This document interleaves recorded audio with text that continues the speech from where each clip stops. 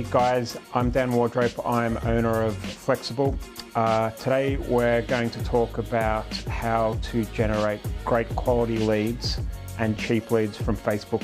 One of the big things that we hear about all the time when we approach clients is, yeah, listen, we can get plenty of Facebook leads, but we can never figure out how to get great quality Facebook leads. It's one of the big things that clients always ask. So today I'm going to talk to you a little bit about how we generate great quality and cheap Facebook leads. What type of industries do we work in as a business? So I own a business called Flex Digital. We're a lead generation agency, and we generally help companies in the financial services industries. So the most important thing for us when we're looking to enter a new niche or a new vertical is to make sure that there's a mass appeal.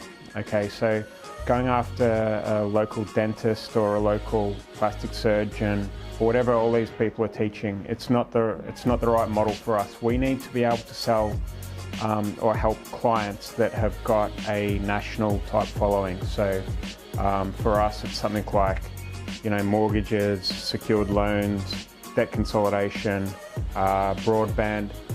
There's so many industries out there, but the big thing for us is always to make sure that the service or the product appeals to literally millions of people rather than just 10 or 20 within a local city. Are lead ads any good? No, generally not.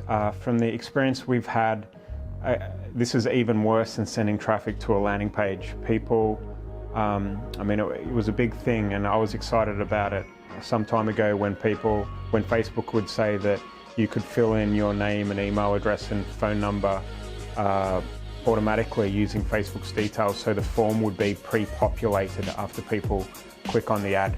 So we tried this, and the contact rates for these type of leads are just absolutely appalling. So if we were selling, say, a mortgage lead or a broadband lead, and people, the ad might say something like,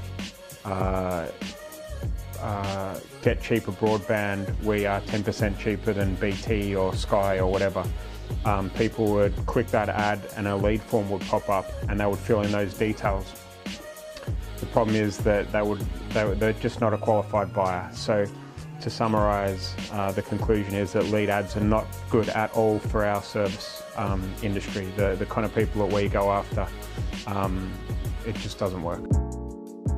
What type of ads do we run? Okay, so you guys might have heard of the term clickbait, and I actually hate this term because it really puts a bad light on the type of ads that we are creating, but they flat out work. Okay, what happens, and our system for generating leads is we use curiosity within our ads.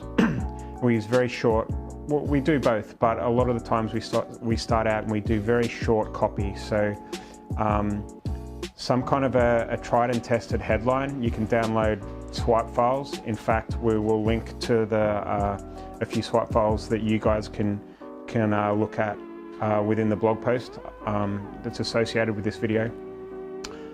What we use is tried and tested headlines that have been used for 50, 60 years, and we put these into the ads, right? So it could be how to XYZ in 90 days, or the truth about, or there's so many different variations, something like that, which creates intrigue. And what happens is that Facebook rewards you for that intrigue, and it reduces the cost per click on your ads. You just have to be able to keep that curiosity maintained, and you have to educate people off the back of that. And where people fail is that they try and do this intrigue type ad and they send the person to a landing page. That doesn't work. What we have is a step in the middle called an advertorial. To give you an idea of how well this works, if we were running an ad to an advertorial, an ad to a landing page, we might get 100 clicks and maybe 5 conversions.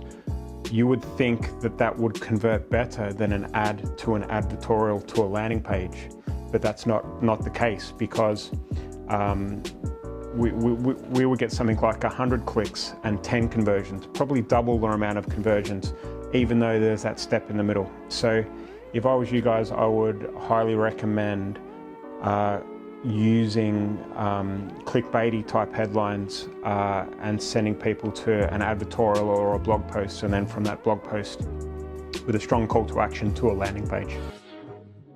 How else do we improve lead quality? So in some of the industries that we work in, we are generating literally hundreds and hundreds of leads per day. And what you find over time, if you liaise closely with your client, is that there'll be some stories within these hundreds of leads per day. So let's say 100 leads come in. There might be one characteristic within those 100 leads which actually convert a whole lot better than the rest of the leads, if that makes sense. So an example is if someone's employed or unemployed, which is a question you might ask on the landing page. The unemployed people will not convert well, but the employed people might convert well.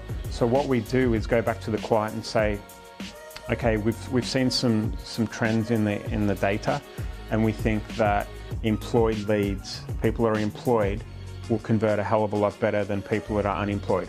So we'll charge more for those employed leads and less for the unemployed leads, which makes sense because some of these call centers that we supply leads to have, you know, a finite amount of staff, and they don't want to be running through and working hundreds and hundreds of leads per day. They just want to be working the best quality leads. So my advice is to look at the data as it comes in and segment down, and then sell leads at a different price based on the characteristics of those leads. Thanks guys for listening to me today. What we're doing is we're going to actually create a weekly video / blog post discussing things that we see every day within our agency. Hopefully you'll find the content really useful. So if I can ask you to like the post, follow our page, subscribe to our YouTube channel, whatever you want to do in order to keep getting our content on a weekly basis. We're also hosting a webinar on how we've developed a lead generation agency which turned over almost $4 million last year. And we're doing this on Thursdays for the next 10 weeks or so. It might continue longer than that, but if you're interested in attending this free webinar, we'll have a link to it within our blog post.